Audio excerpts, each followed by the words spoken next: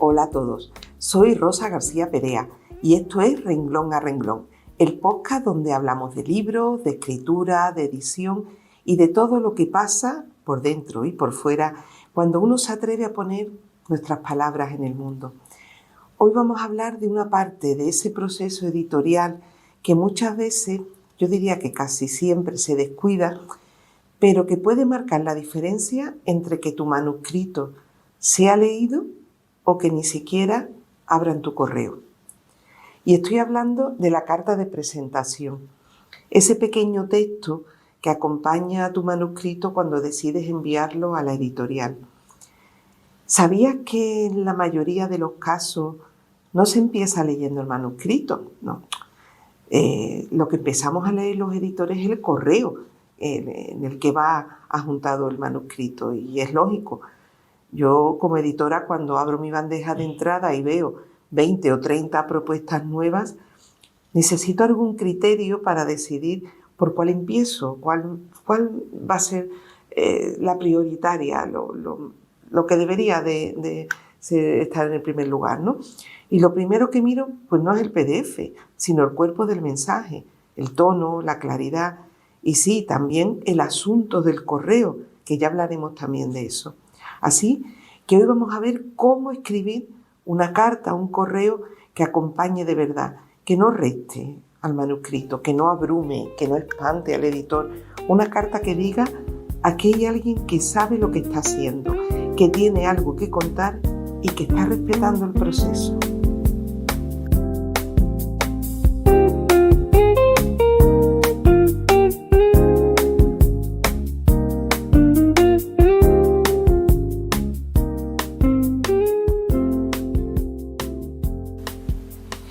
Vamos a comenzar por el asunto del correo, que al fin y al cabo es lo primero que nos encontramos los editores cuando abrimos la bandeja de entrada y es lo primero que te aparece, ¿no? Parece una tontería, pero no lo es. De hecho, puede ser el primer filtro invisible que hay entre tu relación con el editor, ¿no? El asunto debe ser claro, debe ser informativo y profesional. Si pones simplemente hola, o propuesta, o una novela, o como me ha pasado, que lo he leído, hola, soy yo otra vez, verás, estás perdiendo la oportunidad de posicionarte bien desde el primer clic. O sea, yo si veo eso en el asunto, no digo que no lo vaya a leer, que tampoco digo que sí, pero no va a ser el primer correo que me llame la atención. Tienes que pensar en el asunto del correo como en un titular de un periódico, ¿no? Tienes que decir lo que es sin ambigüedad. Te voy a poner unos ejemplos de buenos asuntos de correo, ¿no? Por ejemplo, uno podría ser propuesta editorial, El bosque y el humo, novela negra. Pues otro, manuscrito para valoración, días de paso, narrativa breve. O propuesta literaria, cosecha de invierno, novela histórica. Si sabes a quién escribe, también puedes personalizarlo un poco más. Para Rosa García Perea, La distancia exacta, novela contemporánea, por ejemplo, ¿no? Y si es una editorial que ha abierto una convocatoria o ha solicitado por redes que se le envíen manuscritos, pues puedes poner convocatoria 2025, La otra orilla, testimonio autobiográfico, ¿no? Esos serían unos ejemplos de unos asuntos que son bastante correctos. Dan información, son muy claros, no son largos y bueno, en cambio tienes que evitar errores como poner, por ejemplo, urgente, necesito que lean esto, mi novela escrita con muchas ganas, o el próximo bestseller, o léanme por favor. El asunto no tiene que vender tu novela, no tienes que ser creativo en el asunto, no seas creativo, original, no. Hazlo fácil, solo tienes que describir tu obra con claridad y permitir al editor que al organizar su bandeja de entrada vea exactamente qué es lo que va a encontrar. Sé específico, sé correcto y demuestra desde ese inicio, desde esa cosa tan pequeña como es el asunto del correo electrónico, tu respeto por el oficio de escribir.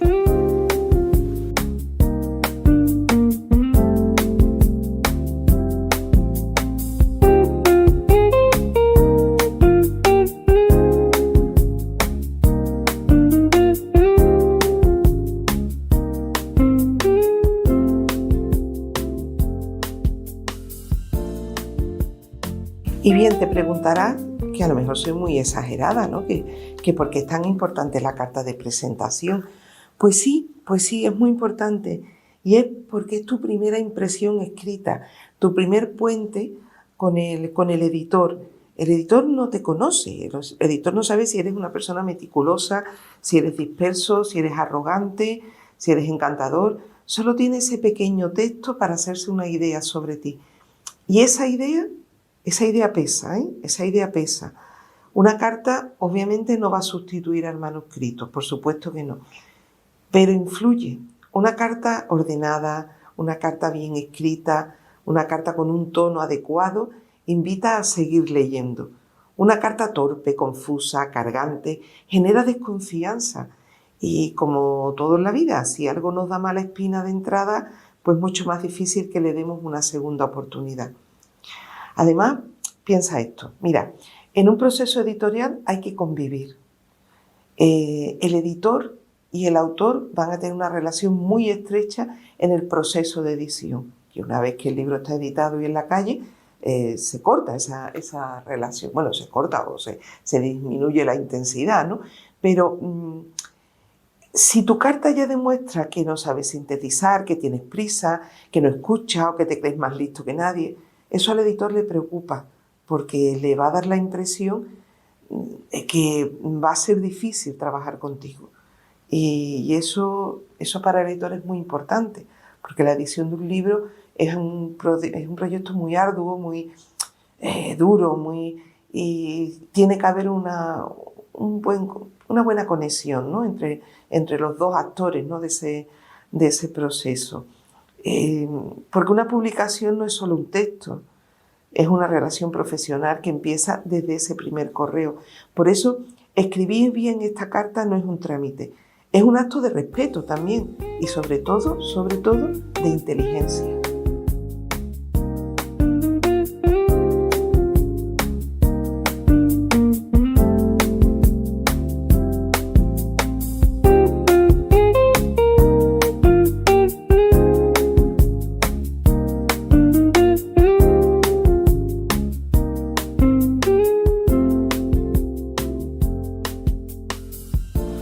Bueno, pues vamos a ir viendo cuáles son los errores más frecuentes, ¿no? Vamos a ver lo que no hay que hacer. Y aquí te voy a hablar sin filtros ninguno. Primero, correos demasiado largos. 3 folios para explicar por qué escribiste la novela, cómo soñaste con ser escritora desde que eras una niña, qué te dijo tu profesora de literatura en COU. No, todo eso guárdalo para la presentación del libro si llega ese día. En esta fase, mucha brevedad y el foco puesto en lo importante. Déjate de historia. Otro, por ejemplo, el tono grandilocuente. Cosas como, he escrito una novela que cambiará la literatura española del siglo XXI. Oye, puede que sí, no te digo que no, pero no es el momento de decirlo. El mundo necesita leer esto. En fin, pareces un poco un iluminado, como el creador de una secta, da un poquito de yuyu. O una historia que combina a Galdós, Saramago y Murakami. Caray, deja que eso lo decidamos los demás, ¿no? Esa mezcla de exceso de autoestima y de falta de autocrítica no transmite profesionalidad, no da un poco de reparo. Después otro gran error, la falta de información básica. A mí me han llegado correos donde no me dicen ni el título de la novela, o no me mencionan el género, o no me dicen cuántas palabras tiene. Es como presentarte una entrevista de trabajo sin decir para qué puesto te estás presentando. Es importante esa información. Después otro de los grandes errores son los correos impersonales. Estimado editor, sea el que sea, sin nombre, sin referencia al catálogo, sin personalización alguna. Da la impresión de que lo has copiado y pegado 20 veces y seguramente es que lo has hecho, pero no deberías, por lo menos, no deberías que hacerlo de forma que se note tanto, pero bueno. Otro error, los tonos suplicantes o los tonos culpables. Perdón por molestar, sé que no tengo experiencia, ya sé que no soy nadie. Este tipo de frases no dan pena, dan inseguridad. mucha inseguridad. Y nadie apuesta con gusto por alguien que ya se arrastra de entrada. No, no se trata de la grandilocuencia de esta es la novela que va a cambiar el panorama editorial del siglo XXI, ni arrastrarse por el suelo. No se trata de ninguna de esas dos cosas. Después otro error que es imperdonable y por desgracia muy muy común, que son los errores ortográficos. Frases sin comas, textos mal alineados, fuentes, en fin, dispares, bueno, ya faltas de ortografía, erratas. Todo esto, todo ese correo habla de ti. Si no revisas el correo que vas a mandar a una editorial, ¿qué impresión le estás dando al editor de cómo has revisado tu libro? Mala, posiblemente muy mala. Te voy a dar un ejemplo real. El nombre que doy no es real, pero un ejemplo real. Un correo que recibo, lo voy a leer, pero no tiene ninguna coma, ¿vale? Hola, soy Juan, tengo 48 años, escribo desde siempre, aunque nunca me animé a enviar nada, pero esta novela es especial. No tiene título aún, pero sé que es buena. Son unas 300 páginas, pero no sé cuántas palabras. Está en Word. Gracias de corazón por leerme. Este tipo de mensajes no invitan a leer más. Y eso es una pena, porque quién sabe si la novela era muy buena. A ver, el editor no puede ser... tiene que ser empático, pero en su justa medida. No puede decir, ay, pobre hombre, se lo voy a leer, el pobre, mira qué lástima, le voy a leer la novela. No podemos hacer eso, no podemos, no es justo para el que lo hace bien, ni tenemos tiempo para poder pararnos en los que ya a priori da la sensación de que no van a ser buenos libros. Son tantos, repito, son tantísimos manuscritos los que nos llegan, que si no hacemos estos filtros no podemos producir. Así que ya sabes, revisa bien todos estos errores y tendrás más oportunidades.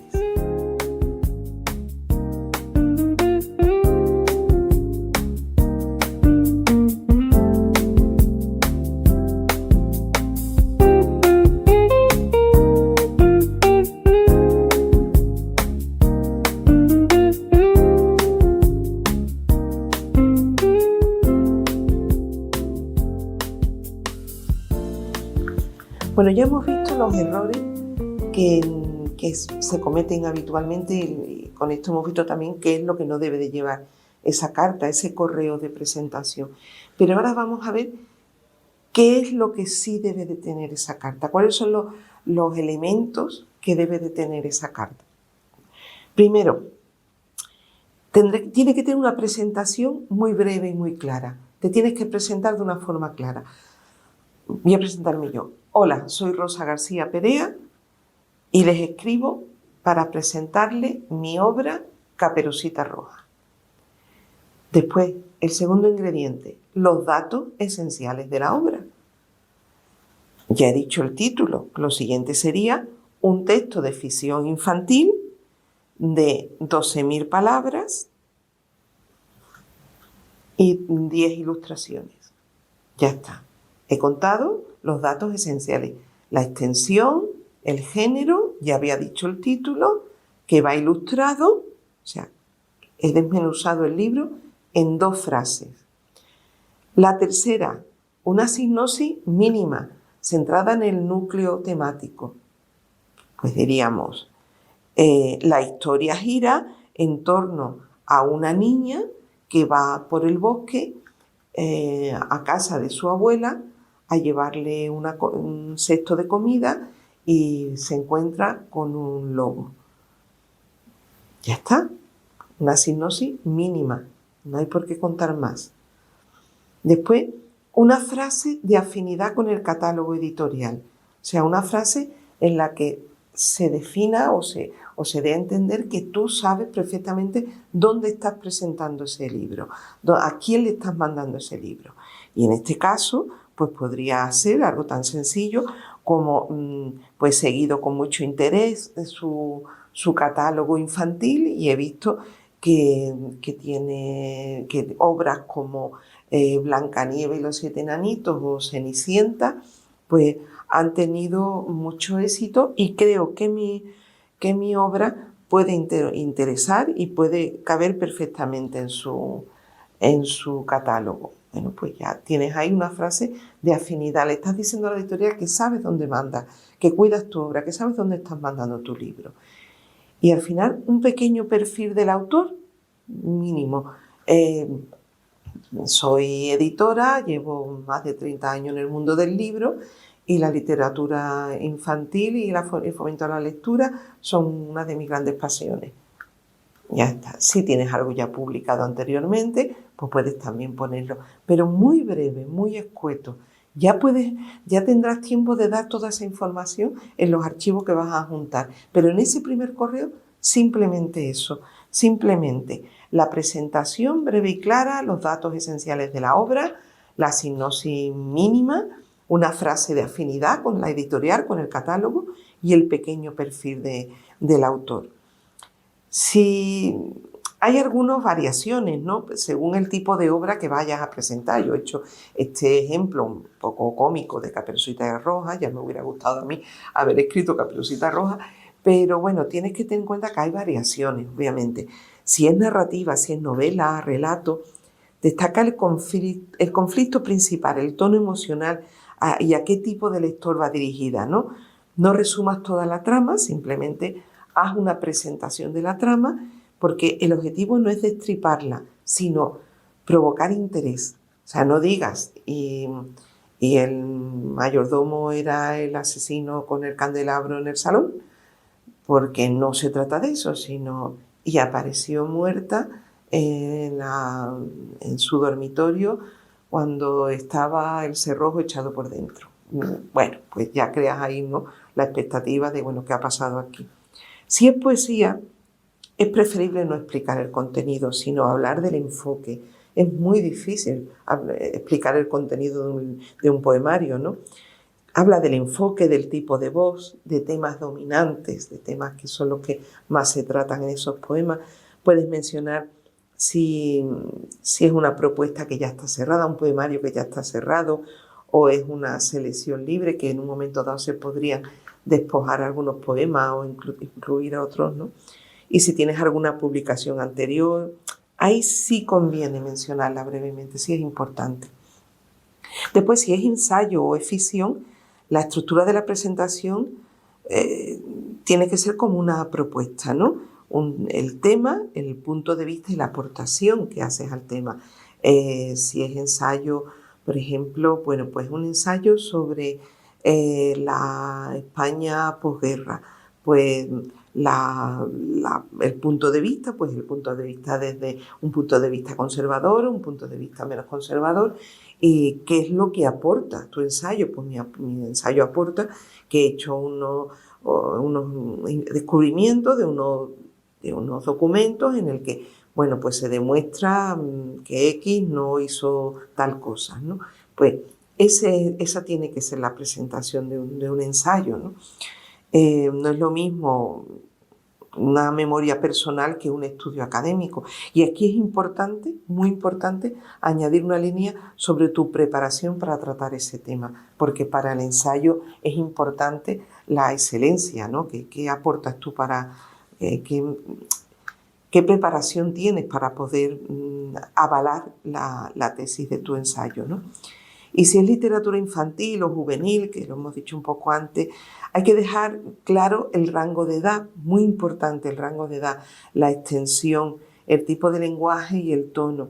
Si hay ilustraciones, tienes que decir si son tuyas o son de otra persona. Y lo que es muy importante también es si ya has publicado alguna cosa más y que alguna obra más infantil, y si es como una especie de saga o bueno, es un personaje que es recurrente en varios libros, también es importante mencionarlo. Bueno, y vamos, algo que no tenía ni que decirlo, pues, pero lo voy a decir, aunque sea muy obvio, es que hay que comentar qué es lo que adjuntas a ese correo. A veces los autores no lo especifican y el editor no sabe si tiene que buscar un archivo, una sinopsis aparte o si todo está en el cuerpo del mensaje. Hay que ser claro. Puedes escribir algo como: Adjunto el manuscrito completo en PDF con una sinopsis de una página y mis datos de contacto. Si necesitan cualquier otra información, quedo a su disposición. Tan claro y tan básico y tan sencillo. Y por último, no tengas miedo a eso, a sonar sencillo. No le tengas miedo. Una carta correcta, bien escrita, que diga lo necesario, sin adorno, es mejor recibida que una que esté llena de giros retóricos, de metáforas, de guiños. La claridad en esta fase de verdad que es una virtud, ¿eh? Y no hay mejor carta de presentación que la que se lee hasta el final con interés y sin esfuerzo. Piensa en la carta como si fuera la contraportada de tu libro. No cuenta todo, pero da el tono, te anticipa algo, acompaña. Y si lo hace bien, te va a dejar con ganas de más, con ganas de abrir esos archivos adjuntos. Así que no te obsesiones con ser original, obsesiónate con ser claro, con que quien la lea pueda decir, aquí hay alguien que sabe lo que escribe y también cómo lo presenta. Te voy a poner algunos ejemplos, porque antes hemos hecho uno de Caperucita, que ha sido un poco, en fin, así al aire, sin prepararlo, pero para que el ejemplo deje más claro todo lo que te he avanzado, ¿no? Por ejemplo, haríamos uno que sería de narrativa actual, ¿no? Contemporánea.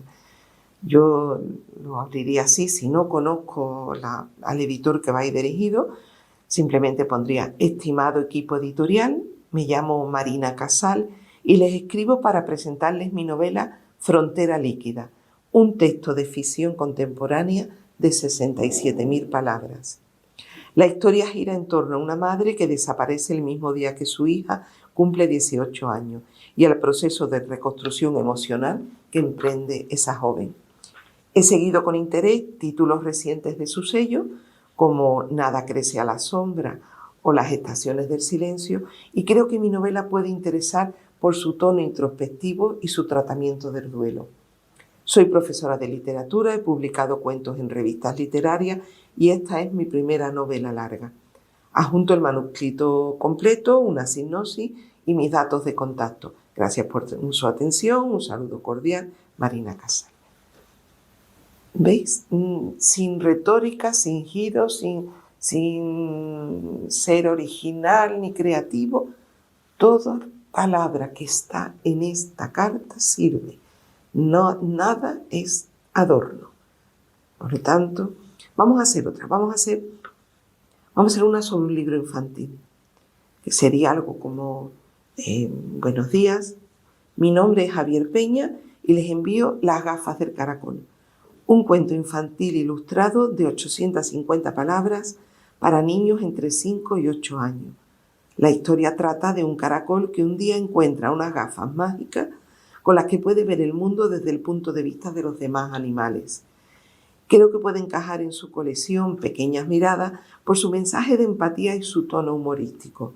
Soy maestro de educación infantil y he trabajado en animación a la lectura durante más de 15 años. Adjunto el cuento completo y una nota de autor. Gracias por su tiempo. Atentamente, Javier Peña. Como veis, no se trata de hacer algo brillante ni de escribir la mejor carta del mundo. Se trata de encontrar el punto justo, de presentarte con claridad, con naturalidad, con respeto por ti y por quien va a leerte. A veces pensamos que hay que impresionar de enfrente, pero lo que más agradece un editor es que le hablen bien, con orden, con intención, con claridad, que no tengan que descifrar entre las líneas quién eres ni de qué va tu libro, que lo que reciba sea una invitación, no una exigencia ni una súplica. Y eso de verdad, créeme, es que se nota cuando alguien ha pensado la carta como un gesto de acompañamiento y no como un trámite molesto. Cuando alguien ha cuidado esa parte como parte, valga la redundancia, del proceso creativo y no como un apéndice. Porque una buena carta no es un envoltorio, es la primera página de tu relación con quien solo quizá publique tu libro. Y como toda primera página, merece toda tu atención.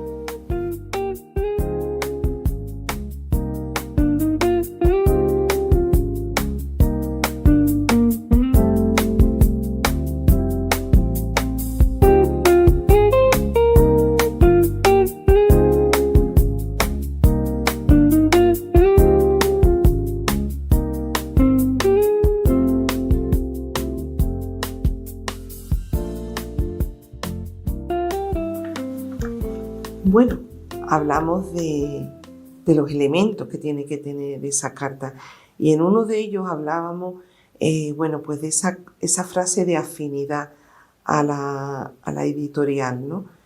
Es que es muy importante conocer a la editorial a la que te diriges, muy importante, mucho. Mandar como si fueras spam a 20, 30 direcciones que has conseguido, simplemente haciendo ese truco de que no se vea el resto de las direcciones, pues lo hace de una forma impersonal, fría, poco profesional y bueno, no va a ser de los correos que se vean con mejor sonrisa. Es que un correo eficaz no solo tiene un buen tono, tiene también un buen oído. Y eso significa que se adapta en la justa medida a la editorial a la que te dirige. No se trata de que la tengas que adular ni de fingir. Se trata de haber hecho bien los deberes, de haber leído qué tipo de libros publican, de haber visto quiénes son sus autores, de entender si son más clásicos, más arriesgados, más comerciales, más literarios. Esto no solo demuestra respeto, que también demuestra que no estás enviando tu manuscrito a ver si suena la flauta, sino con criterio. Sabes dónde va a ir. Y eso, aparte de ser muy importante para el que lo recibe, también es muy importante para tu manuscrito. Por ejemplo, si escribes a un sello grande, sé muy claro con el género, el público y el posible posicionamiento comercial. No te extiendas mucho y usa un tono muy profesional, muy directo, sin florituras. Sé muy directo. Y habla de a quién podría ir dirigido, quién sería el comprador de ese libro. Si escribes a una editorial independiente, más pequeña, es buena idea mencionar, pues, si conoces a alguno de sus autores, si has leído libros de su catálogo que te han influido.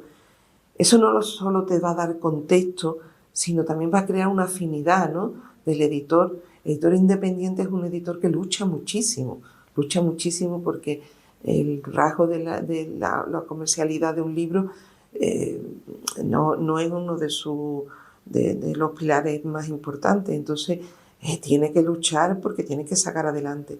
Entonces, congratula muchísimo saber que es la persona que le está mandando ese manuscrito entra dentro de ese universo que es la editorial independiente, de esos autores independientes. Es muy importante. Después, si tu obra encaja en una colección específica, pues juvenil, espiritual, feminista, en fin, cítala por su nombre. Por ejemplo, creo que mi novela podría interesar para la colección Contemporáneas por el tipo de protagonista femenina y su tono introspectivo, ¿no?, por decir algo. ¿Qué es lo que no tienes que hacer? Lo que he dicho antes, mirar el mismo mensaje genérico a todas las editoriales, cambiando el nombre y ya está. Porque eso además se nota muchísimo y se te vuelve en contra. Una editorial pequeña que recibe un mensaje impersonal pensará, no nos han leído, solo somos un escalón más en la lista. Y eso pesa y duele, ¿no? En cambio, cuando quien lee siente que has elegido escribirle con intención y conocimiento, ese gesto le da mucho valor, porque en la selva del correo editorial, un mensaje que escucha es un mensaje que destaca, no lo olvides.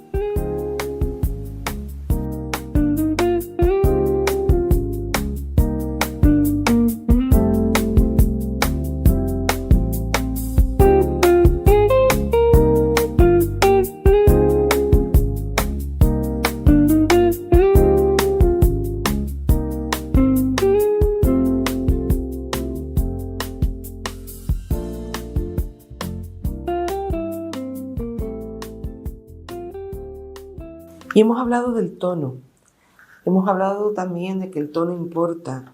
Y es que el tono es lo que hace que el editor sienta que hay una persona real al otro lado. No solo un autor, sino alguien que escribe desde un lugar honesto, cuidado y con criterio. Y ese tono, aunque parezca algo etéreo o algo abstracto, se percibe en la lectura de la primera línea. La clave está en el equilibrio, en tener un tono profesional que no sea seco y un tono cálido que no sea invasivo. Algo que transmita, que sabes lo que estás haciendo, pero no te coloca en un pedestal. que estás abierto al diálogo, pero que no estás pidiendo permiso para existir. O sea, al final es el equilibrio. ¿Y cómo se logra ese equilibrio? Pues, primero, evitando que el lenguaje sea un lenguaje muy afectado, muy rebuscado, nada de frases como permítaseme la osadía de remitirle estas humildes páginas brotadas del alma. No, por favor, no. O el extremo opuesto. Hola, ¿qué tal? Os dejo esto por si os mola. Es como que tampoco, ¿no? Ambos tonos fallan mucho, muchísimo. El primero por exceso de más que teatral, es que es casi ridículo. Y el segundo, bueno, pues por confundir esa cercanía con la falta de respeto. No sabes que la otra persona si ese tono le agrada, si no le agrada.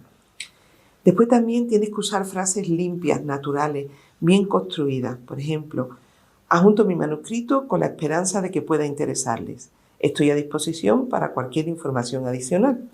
Es sencillo, es correcto, es amable, no se arrastra, no se impone. Perfecto. Después tampoco no sobreactúes ni minimices tu trabajo. No digas, sé que no soy nadie y esto probablemente no valga mucho, pero eso, aunque suene humilde, lo decíamos antes, transmite inseguridad. Y bueno, los editores no buscamos a genios, pero desde luego sí a personas que crean en su obra. Porque si ni tú mismo crees en tu obra, ¿cómo vas a pretender que crea yo? O sea, no. Pero tampoco lo contrario. Estoy convencido de que mi obra superará con creces la media de lo que se publica hoy. Bueno, esa autosuficiencia sin aval, la verdad que da un poquito de espanto. Vamos a esperar, ¿no? Vamos a leerlo y vamos a ver lo que me trae. Que a lo mejor sí, pero a lo mejor no. También evita las emociones mal colocadas, ¿no? Porque una carta no es el sitio ni para llorar ni para presumir. Está bien mostrar entusiasmo, ¿no? Por ejemplo, he trabajado en esta novela durante 3 años y me haría mucha ilusión verla en su catálogo. Vale, pues eso es entusiasmo. Pero no conviertas la carta en una catarsis emocional, ni en una carta de los Reyes Magos, por ejemplo. Publicar este libro me salvaría la vida. Caray, no le hagas eso al editor. O si no me contestan, entenderéis que en este país no valoran a sus escritores. Bueno, hijo, tampoco es eso, ¿no? Pero porque entonces el editor deja de ver una propuesta y empieza a ver un problema bastante gordo. Tampoco piensa siempre en quien te lee. No estás hablando con un colega ni con tu lector ideal. Estás hablando con un profesional que tiene poco tiempo, muchos manuscritos por delante y que agradecerá un mensaje claro, bien intencionado y sin dramatismo. El tono correcto siempre genera una disposición favorable en la otra persona. Si a ti te dicen algo con un tono así, correcto, amable, pues tú siempre vas a estar más cómodo para escucharlo y para darle feedback, ¿no? Vamos a hacer algunos ejemplos comparados. Por ejemplo, en un tono incorrecto, ¿no? Les suplico que lean esto, es mi última oportunidad. Frente a eso, yo pondría, confío en que esta historia puede interesarles. O, hola, os paso una novela que he escrito, a ver si os mola. En fin, les presento esta obra con la esperanza de que encaje en su línea. Decimos lo mismo, pero con otro tono. O soy un genio incomprendido, esta novela romperá moldes.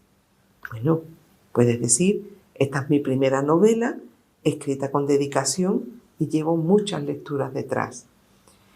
Y un detalle sutil, pero muy importante, evita palabras que transmitan ansiedad o mucha urgencia. Por ejemplo, ojalá puedan responderme pronto. Estoy muy nervioso por saber qué les parece. No tengo otra editorial, por favor, considérenlo.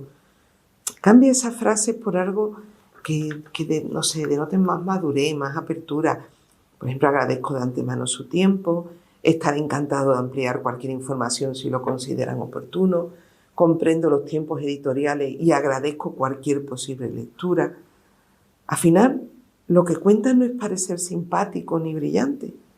Lo que cuenta es mostrarte como alguien con quien apetece trabajar, con quien se puede tener una conversación profesional, humana, sensata, y al final ese es el verdadero fondo del todo.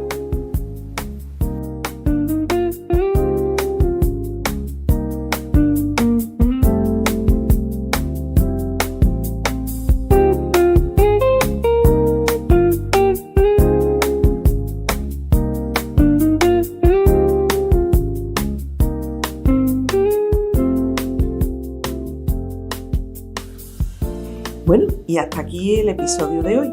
Hemos hablado, bueno, pues de un aspecto que muchas veces, casi siempre se pasa por alto, pero que puede marcar la gran diferencia, ¿no? Entre que te lean, te abran el correo, lean tu correo e incluso descarguen los archivos adjuntos a que ni siquiera lo lean, ¿no? Esa pequeña puerta de entrada que puede abrir pues muchas otras si está bien escrita. Hemos visto por qué importa, qué errores conviene evitar, cómo encontrar el tono adecuado, qué elementos no pueden faltar para que tu propuesta editorial llegue con claridad, que llegue con respeto y sobre todo que llegue a la persona indicada y con la fuerza indicada. Como todo lo que compartimos aquí, esto no son fórmulas mágicas, son herramientas. Cada autor, cada libro, cada camino tiene su ritmo. Pero si algo he aprendido en estos años es que tomarse en serio estos pequeños pasos también forma parte del oficio de escribir. Tu oficio de escribir no termina en el punto final de tu obra, termina cuando estás sentado enfrente del editor y estáis hablando del proyecto editorial. Tienes que cuidar la presentación de tu manuscrito como has cuidado tu manuscrito. En fin, vamos a seguir sembrando palabra a palabra este proyecto que compartimos, ¿verdad? Pues bueno, en agosto no paramos, En agosto no paramos. El próximo episodio va a estar disponible el 13 de agosto, cada 2 semanas, como ya os comentamos, y hablaremos de un tema muy importante, que es cómo elegir la editorial adecuada para tu manuscrito. Porque no basta con escribir bien, también hay que saber dónde encaja tu voz, tu estilo, tu historia. Y ese criterio, esa mirada editorial, también se entrena, también, como esto que hemos hablado. Y si te apetece compartir dudas, sugerencias, ideas para próximos episodios, pues ya sabes que estamos aquí al otro lado. Puedes escribirnos a renglonarrenglon@gmail.com y estaremos encantados de leerte. Gracias por acompañarme una vez más y recuerda, el camino se hace palabra a palabra y renglón a renglón. Hasta pronto.